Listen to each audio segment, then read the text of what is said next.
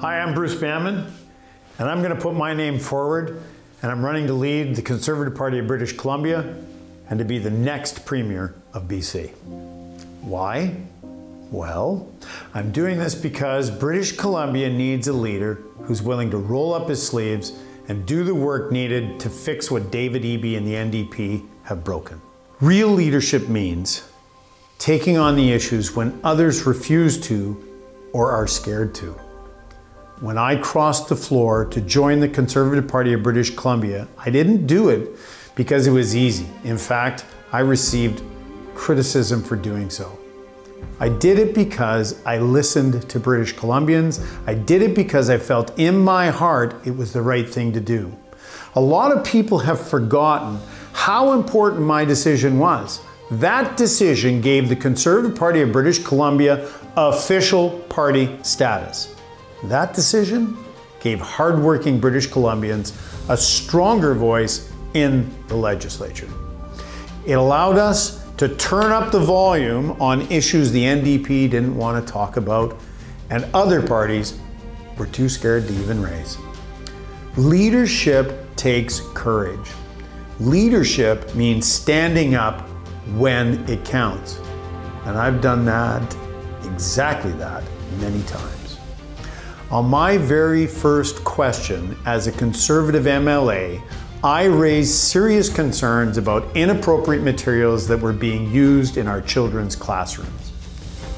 That moment mattered because it forced a conversation the NDP did not want to have. After that, I went even further.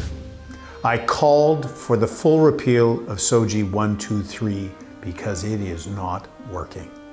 I did this because the policy was also introduced without transparency, without proper consultation, and without respecting parents as partners in their children's education. When I read a deeply disturbing passage from one of these books in the legislature, the Speaker and the NDP tried to shut me down. Well, it didn't work. Anybody who knows me knows it'll never work. I kept speaking out, and I continue to speak out because parents deserve a voice in their children's education. And because education should be transparent, age appropriate, and focused on learning. Things like financial literacy is a prime example. I have always believed in freedom of speech. I've led by example. It's gotten me in trouble a few times. I believe in freedom of thought, and I definitely believe in freedom of religion. And the right of people to speak up when something isn't right or is not working. That's why I will always listen to British Columbians who feel ignored and totally dismissed by the NDP. That's why I refuse to believe that disagreement is dangerous or that silence is leadership. Let's face the hard reality. British Columbia is not working the way it should. People are working harder and harder than ever, yet falling further and further behind. Groceries cost more every single week. Housing feels out of reach because it is for many. Seniors are struggling to make ends meet, and the young people are losing hope to the point they are fleeing the province to other parts of Canada and beyond. It is not acceptable. And it doesn't have to be this way. It just doesn't. I've served as a mayor and a city councillor of the 5th largest city in British Columbia. I've balanced budgets and I've delivered infrastructure and delivered a 0% tax increase.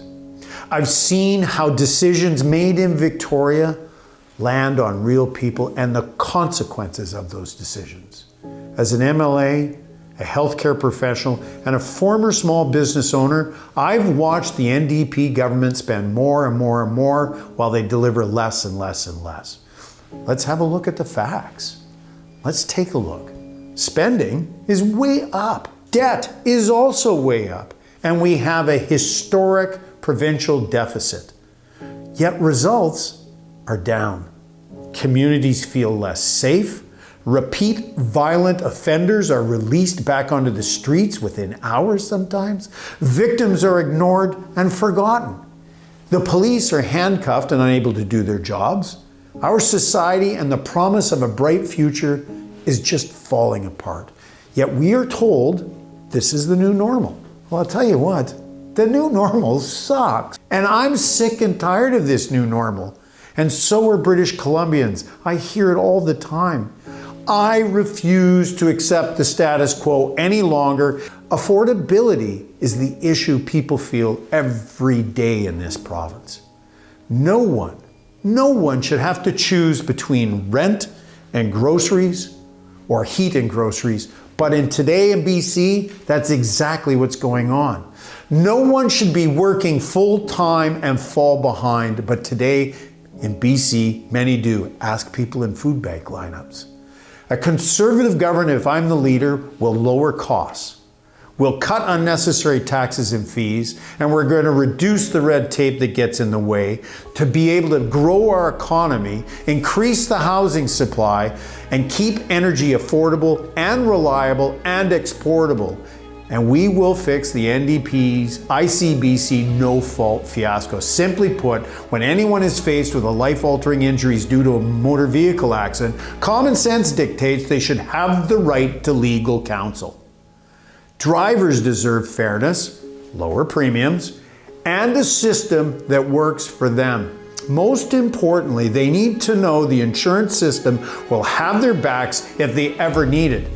That's why we buy insurance in the first place. There is hope. British Columbia is rich in natural resources. In fact, one of the wealthiest places on the face of the earth. Yet, the NDP have wasted 9 years unable to streamline how to get to these good paying jobs. We've seen them disappear. We can responsibly develop these valuable resources, create great paying jobs, and return BC to a strong economic outlet for generations to come. The billions of dollars created by investment and royalties will fund the things we need, like healthcare, education, infrastructure, and much, much more. It's common sense to take a small amount of taxes from a large pie than what the NDP have created, which is taking more and more and more from a shrinking one.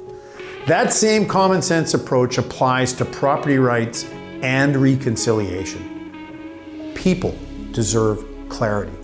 We all deserve certainty, and we all deserve fairness. But between the Cowichan decision and DRIPA, this protester of a premier and his NDP MLAs have turned BC upside down. People don't know if they'll actually own their homes or their businesses in the future. Investment has come to an all-time standstill.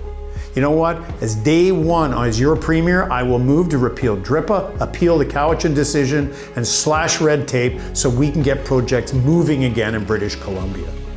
Our healthcare system, it's failing us. The NDP have had their turn, and it's worse. The bureaucracy is bloated while people on the front lines continue to struggle. Patience must come before bureaucracy, and we must respect the doctors, nurses, and healthcare professionals who are giving it their all while burning out.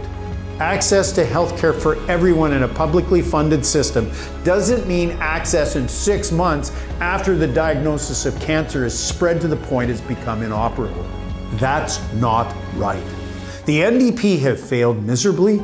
It's time to listen to those on the front lines on how to fix what's actually wrong. I was a healthcare professional. I know how to listen. I know how to build a team to fix this. This leadership race is about building a Conservative Party that is ready to govern, electing a leader who is ready to speak plainly. Think I've proven that I am. Ready to defend freedom. I've also done that, and I am ready to restore affordability, safety, and opportunity for all of us. If you believe British Columbia deserves a leader who's willing to act, not hide, I invite you to join us. Politics is about addition, not subtraction. If you are tired of the new normal under David Eby and the NDP and are ready for a government that puts you first, not ideology and bureaucracy, then come join me.